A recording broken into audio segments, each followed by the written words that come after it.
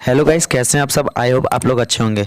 आपको स्क्रीन पे एक इमेज दिख रही होगी जिसमें लिखा है सैलरी अकाउंट। ठीक है, तो आज हम सैलरी अकाउंट के बारे में बात करेंगे। जिसके पास सैलरी अकाउंट है उसको बैंक के द्वारा क्या क्या बेनिफिट्स मिलते हैं, क्या क्या फ्री मिलते हैं, वो आज मैं सब इस चीज़ में आपको बताने वाला हूँ। ठीक है, तो वीडियो में लास्ट तक बने रहिएगा और वीडियो थोड़ी सी भी पसंद आए और हेल्पफुल लगे तो प्लीज़ वीडियो को लाइक ज़रूर से कर देना। ठीक है, अब हमारे पास आपको पता होगा कि दो तरह के अकाउंट होते हैं। एक बचत खाता होता है, एक सैलरी अकाउंट होती है, एक बचत खाता होता है। ठीक है, तो दोनों में आज मैं डिफरेंस बताऊंगा कि इसमें आपको क्या क्या मिलता है। यहाँ पे देखिए लिखा हुआ है सैलरी अकाउंट सामान्य सेविंग अकाउंट से थोड़ा अलग होता है, क्योंकि सैलरी अकाउंट पर आपको कई ऐसे फायदे मिलते हैं जो सामान्य सेविंग अकाउंट पर नहीं मिल पाते। ठीक है, ये सैलरी अकाउंट और गवर्नमेंट सैलरी अकाउंट और जो सामान्य एसबी अकाउंट होता है यानी कि सेविंग अकाउंट, दोनों में आपको डिफरेंस बता रहा है कि आपको सैलरी अकाउंट पे ज़्यादा छूट मिलती है बैंक के थ्रू। ठीक है, यहाँ पे लिखा हुआ है कंपनी की तरफ से खोला गया वो अकाउंट जिसमें हर महीने आपकी सैलरी क्रेडिट होती है, उसे सैलरी अकाउंट कहा जाता है। वैसे तो सैलरी अकाउंट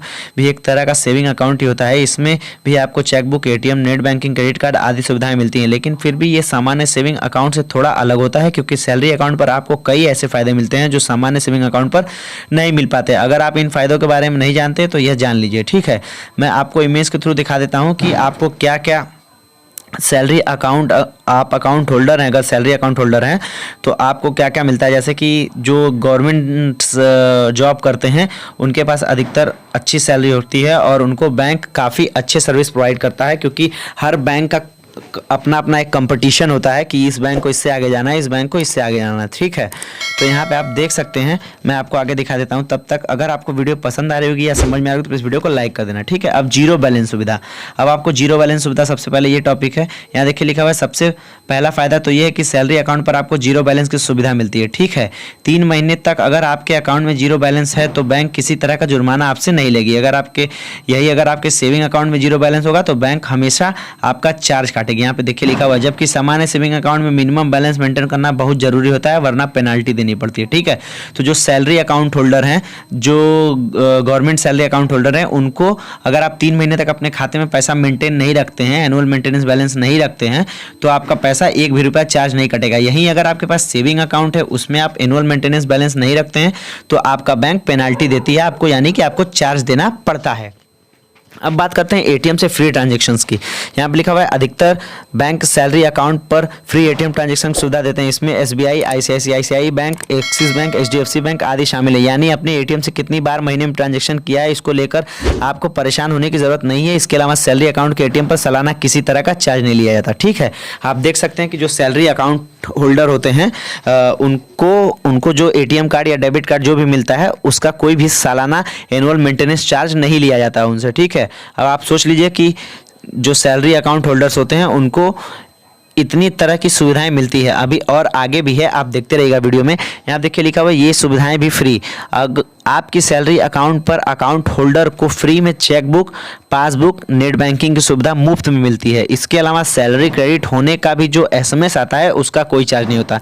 यहाँ तक कि अगर सेविंग बैंक की बात करूँ तो वो अगर आपका काटता है तो साल भर का शायद 12 रुपया, 18 रुपया कुछ ऐसा चार्ज आता है। ठीक है, यहाँ पे लिखा हुआ है आसानी से लोन मिल जाता है।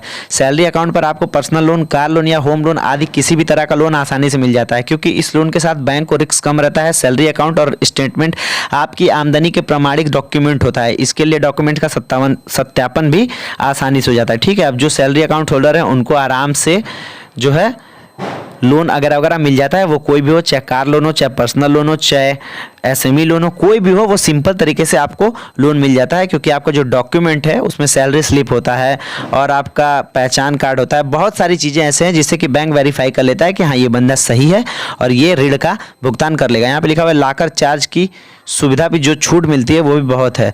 तमाम बैंक सैलरी अकाउंट पर लॉकर चार्ज में छूट देते हैं। जैसे एसबीआई की अगर बात करें तो बैंक अकाउंट पर लॉकर चार्ज में 25% तक की छूट देता है, लेकिन अगर आपको बैंक को पता चले कि कुछ समय से आपके अकाउंट में सैलरी नहीं आ रही तो आपको मिली तमाम सुविधाएं वापस ले ली जाती हैं और आपके बैंक अकाउंट को नॉर्मल सेविंग अकाउंट की तरह ही जारी रखा जाता है। ठीक है, अगर बैंक को अगर पता चल जाता है कि आपके अकाउंट में सैलरी क्रेडिट नहीं हो रही है या नहीं आ रही है तो बैंक नॉर्मल तरीके से आपके अकाउंट को एसबी में कन्वर्ट करके आपको सारी सुविधाएं, आपकी जो फायदा है वो आपको बंद कर देता है। तो आई होप आपको ये जानकारी पसंद आई होगी। तो अगर जानकारी पसंद आएगी तो प्लीज वीडियो को लाइक करना है, चैनल को सब्सक्राइब करना। मिलते हैं तब तक नेक्स्ट वीडियो में। अगर तुम्हें वीडियो पसंद आई तो लाइक मारो, अगर तुम लोग नए हो तो सब्सक्राइब करो। बाय।